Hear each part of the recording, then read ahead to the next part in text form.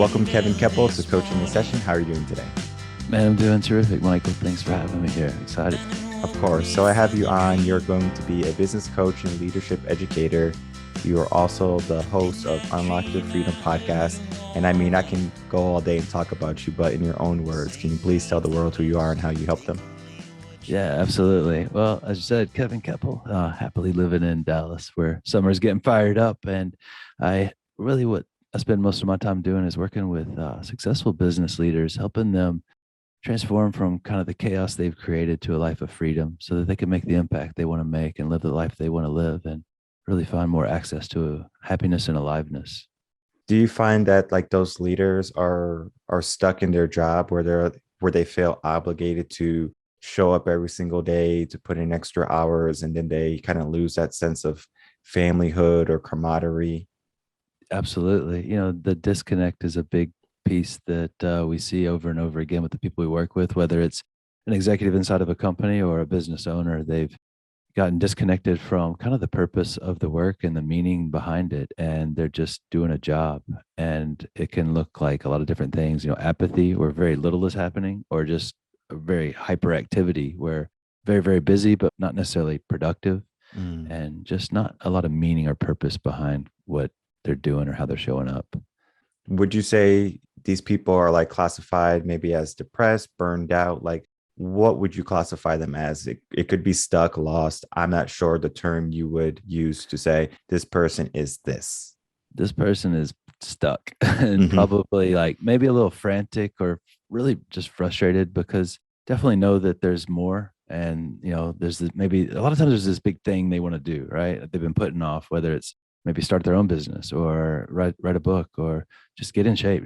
There's not doing what they want to do. They're not living the life that they thought they were going to be living, and just kind of disheartened with their role and life in general in a lot of cases.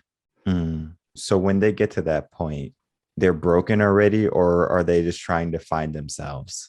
Yeah, I wouldn't say broken. I mean, because a lot of times, they're having success in their role or their business, but they're just become kind of almost a victim of that success. And they just, because they're so talented and they're high producers, they keep doing more and more and more. And then they really get away from the thing they love doing, the creative piece they bring, whatever that is. And they spend most of their days taking care of, admin stuff, or maybe trying to find new customers, just doing things that they're not designed to do. They don't get a lot of joy or energy from doing. Just brings in, frustration, a lack of motivation. And when they get into this kind of, I guess, rut where they're just in a frame of working and they're not so much focused on being fulfilled, doing the simple pleasures of life, maybe writing a book, traveling, experiencing life. What is the way, or what is your method to kind of slowing them down and bringing them back? Sure. That's such a great question.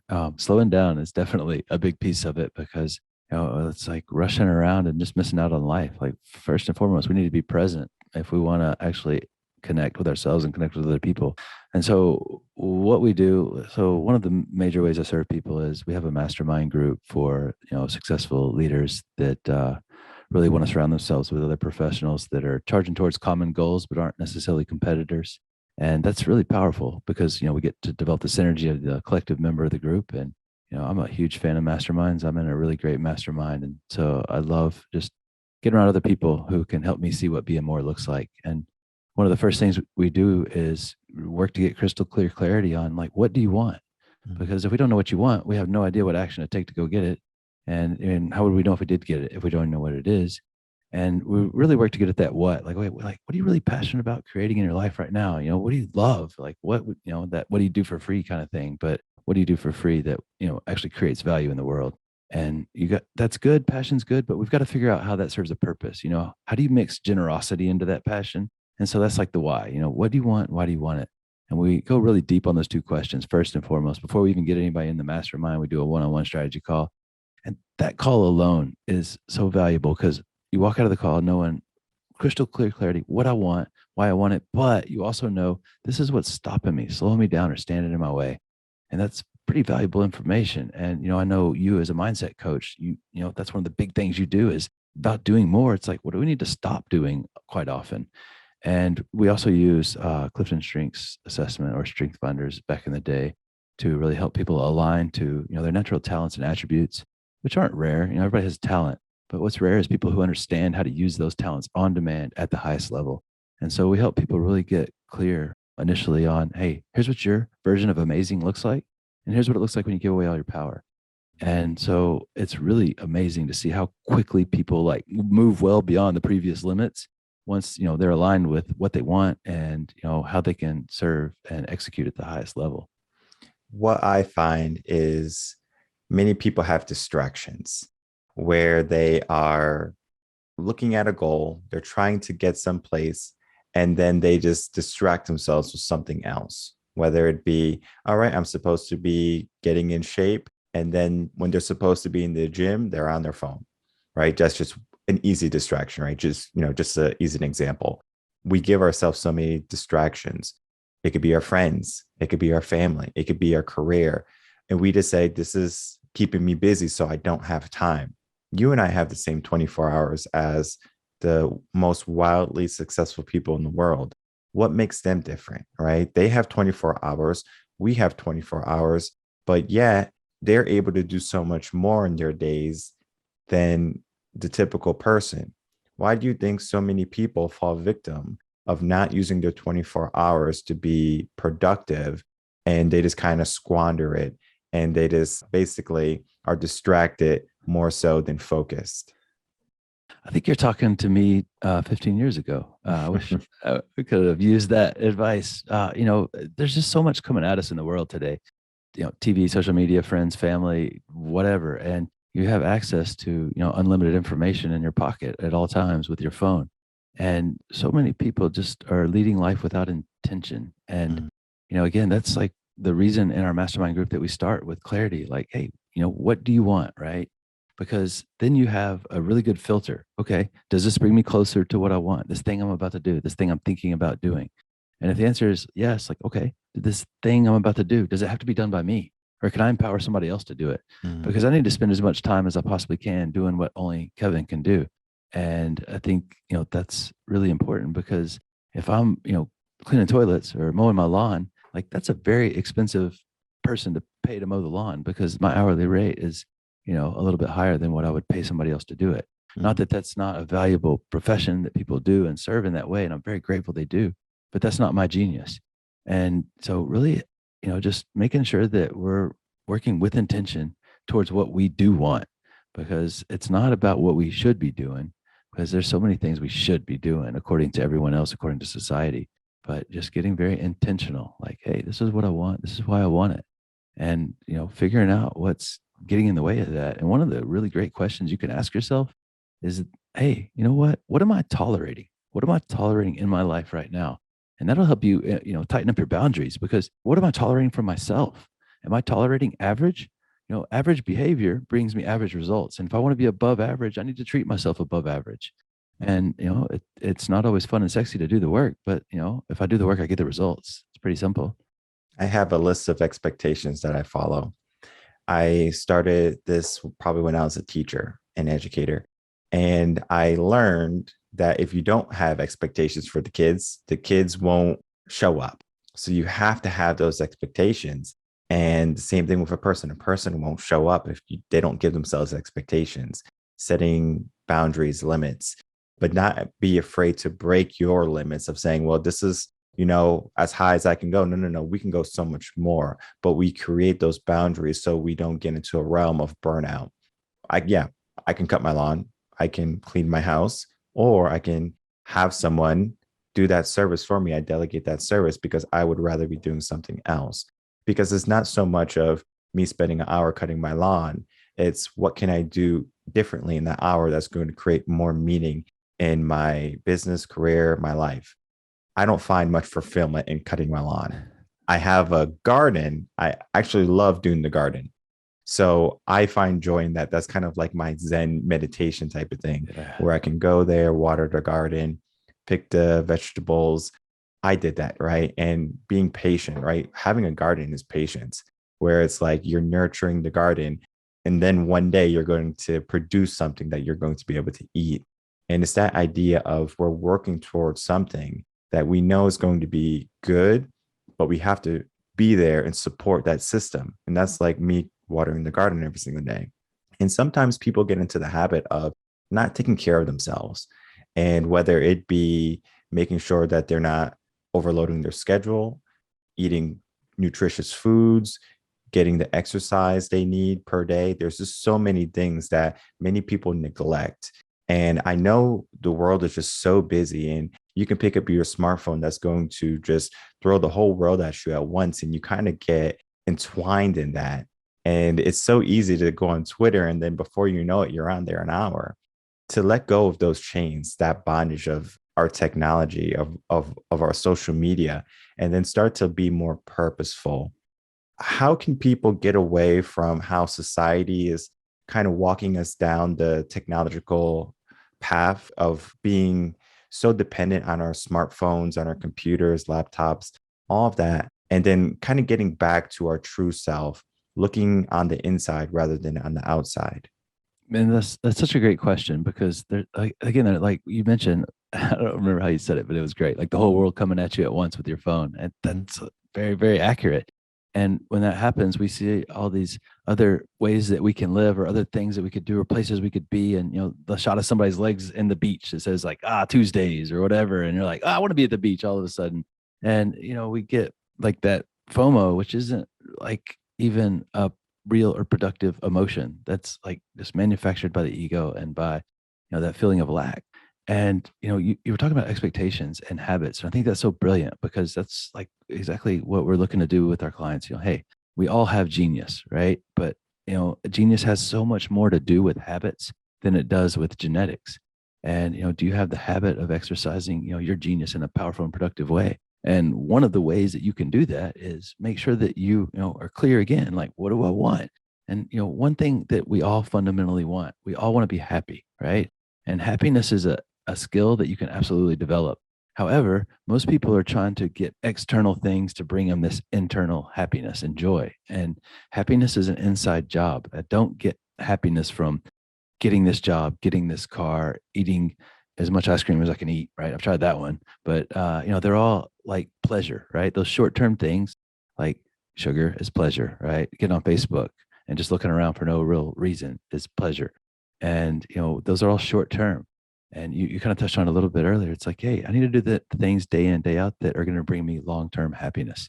And so with everything you're doing, if you don't take the opportunity to reflect, you give up all of your experience, because the only time you get experience from your experience is when you reflect.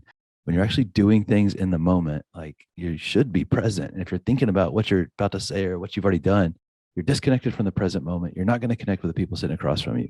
And so, man, at the end of your day, end of your week, just look back like, hey, was I doing things that bring me happiness, or was I doing things that bring me pleasure? And it's not to feel bad. It's just to do better, right? Mhm. Like nobody's perfect. And, if you try to hold yourself to a perfect standard, that's impossible. And you're going to constantly fall short of that. And then you're going to, get stuck in that space of lack and not feeling like you're enough, which, our birthright, we are enough. We come from an omnipotent source, right? Unlimited, Mhm. infinite intelligence created us. Now, it didn't make a mistake on us. And so it's really important just to get to that habit of genius. When we get into that realm of self-reflection, when we look at what we did that past week, what we did the past day, maybe sometimes people might be afraid to look at what they did because they're going to see their failures, and they're going to see their failures as something negative. If I fail, I see it as a learning lesson more so than, okay, I'm inadequate. But many people in society, when they see failure, they see inadequacy. And that could stem from when you're younger. If you get a F on a test, you failed, right? You go home and you have to get it signed properly. And your mom or dad, whoever is there that has to sign the paper, is going to say, why are we not getting B's and A's? Though that conversation might be a negative conversation where the parent is not going to, I guess, accept that F, right? They're not going to say, well, let's do something different so we can get an A. It's why are we getting that F typically? That's the majority. I see it all the time. Getting into the realization of society has given us a label where we either pass or we fail. We're accepted or we are ridiculed. It's kind of like damned if you do, damned if you don't when it comes to failure and success. People see success as either something that they can't attain or something they're afraid to get, or they see failure as something as a lesson, or they see it as something that is atrocious.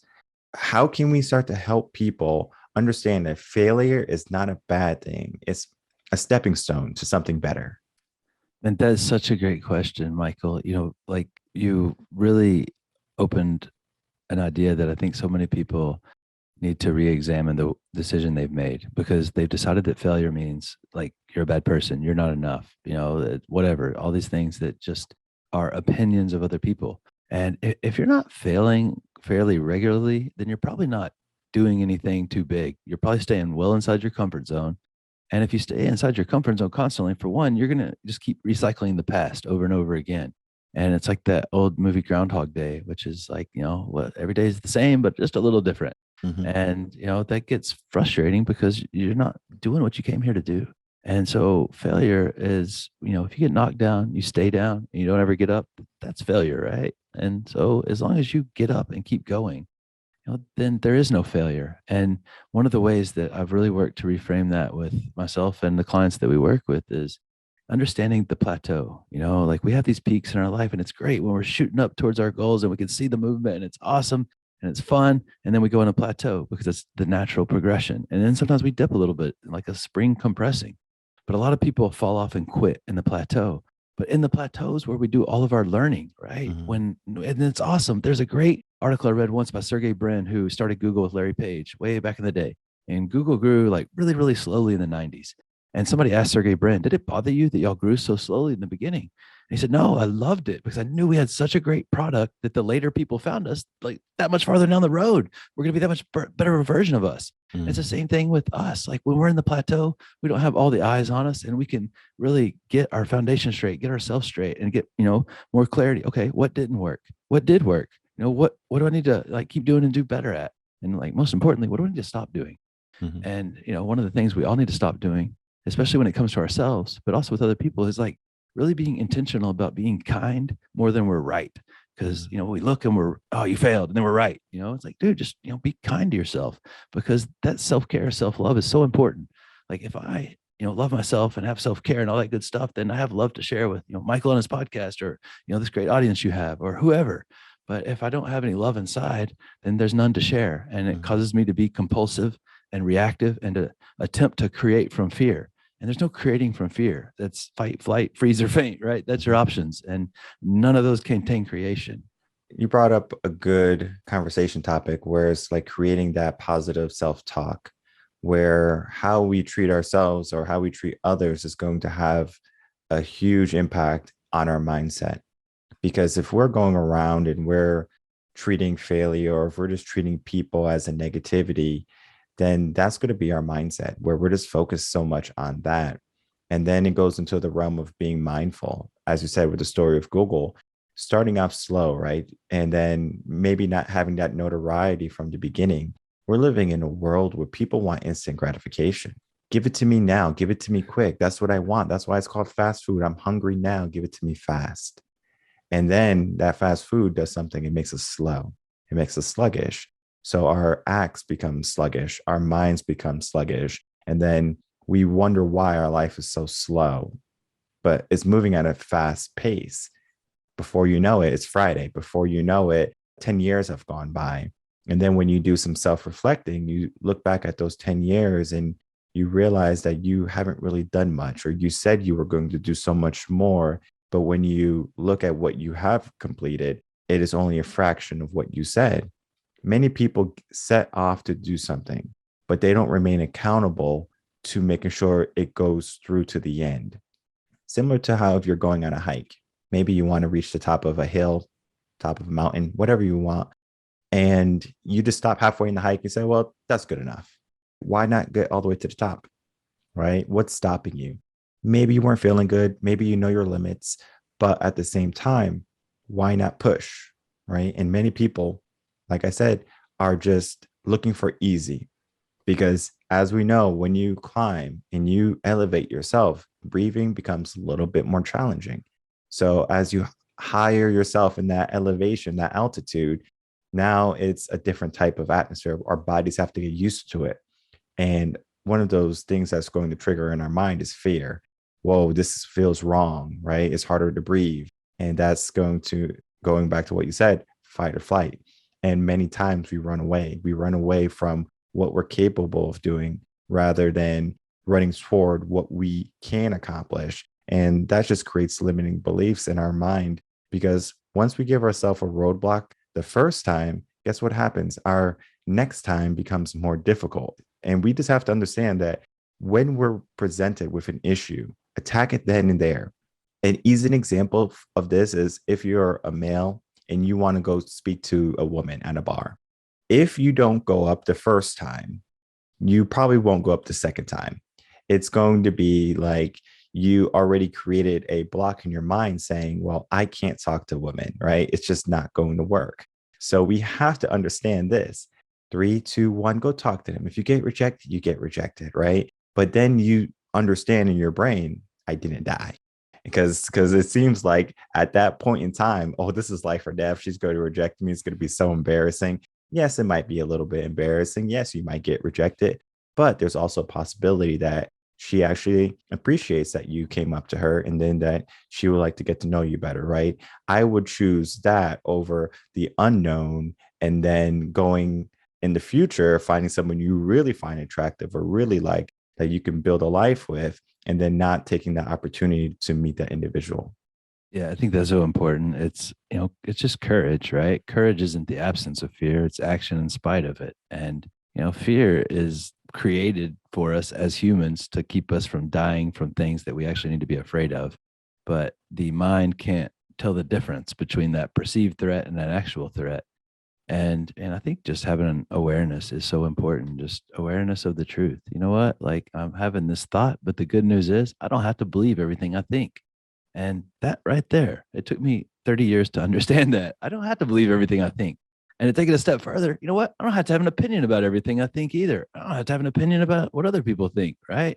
I don't have to have an opinion about everything. That's so freeing because we think that we have to, just go right at everything, every thought we have. Oh, this must be true. I just had this thought. But our minds are very powerful for sure. But like I feel like it looks like you're sitting in a chair right now. You're probably not using your legs too much. Like very powerful for sure. Get you where you want to go. But you know what? Like I don't have to use them all the time. I don't need to use my mind all the time. I think just really staying in the present moment is the best way that you're ever gonna approach any interaction with another human. A guy going to a girl at a bar. It's not like, hey, she's definitely not looking for the best line. She's just looking for somebody who shows up with a real heart. And man, I've never ever, walked away from somebody that I was, like, oh my gosh, they were awesome. They were right about everything. But I have walked away from a lot of people go, man, they were really kind. I really liked being around them.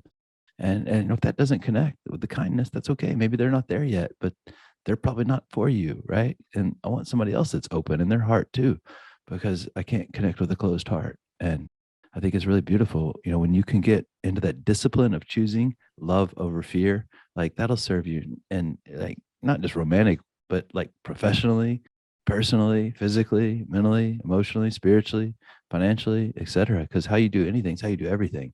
If I show up with courage in my personal life, I definitely show up with it in my professional life. And we have to be courageous into being who we are. Sometimes we just feel like society tells us to be a certain person, and then we just have to be that person. We have to wear these clothes, we have to eat this food. And if we don't, we are ridiculed or we're outcasted. Being courageous to walk your own path and create your own meaning, that requires a huge amount of understanding, your understanding who you are, what you want. And I always recommend people taking some time to reflect who they are. It could be in the morning, it could be in the evening, and then ask yourself, were you true to yourself that day? Did you create some type of meaning? And even if it was a fraction, that's a small victory in my book, right? Because it's going to compound later. We have to take that first step to being mindful, to being present in the moment.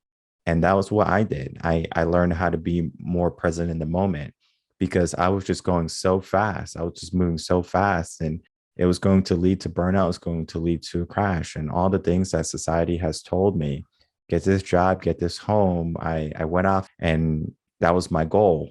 but then I wasn't finding happiness there. It wasn't until I said, let me slow down, let me become more mindful in what I do. And it's mindful in everything.